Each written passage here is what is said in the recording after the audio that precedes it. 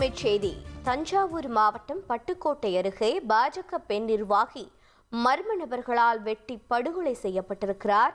முன்விரோதம் காரணமாக சரண்யா என்பவர் கொல்லப்பட்டிருக்கலாம் என போலீசார் சந்தேகம் தெரிவிக்கின்றனர்.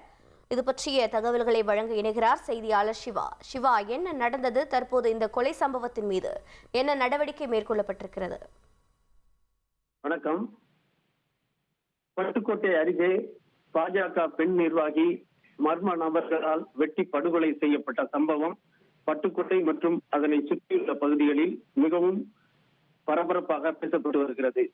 தஞ்சை மாவட்டம் பட்டுக்கோட்டை அருகே உள்ள உதயசூரியபுரம் மீன் மார்க்கெட் சந்து பகுதியில் வசித்து வருபவர் பாலன். இவரது மனைவி சரண்யா ஏற்கனவே மதுரையைச் சேர்ந்த சண்முக சுந்தரம் என்பவருடன் திருமணமான நிலையில் 2021ஆம் ஆண்டு சண்முக சுந்தரம் இறந்து விட்டார். இதனையடுத்து பட்டுக்கோட்டை அருகே உள்ள கழுகு புலிக்காடு கிராமத்தைச் சேர்ந்த பாலன் என்பவரை திருமணம் செய்து கொண்டு உதயசூரியபுரத்திலேயே வசித்து வந்தார். இவர்கள் டிராவல்ஸ் மற்றும் ஜெராக்ஸ் கடை வைத்து தொழில் நடத்தி வந்த நிலையில் நேற்று இரவு கடையை பூட்டிவிட்டு பாலன் மற்றும் சரண்யா ஆகியோர் வீட்டுக்கு சென்றுள்ளனர்.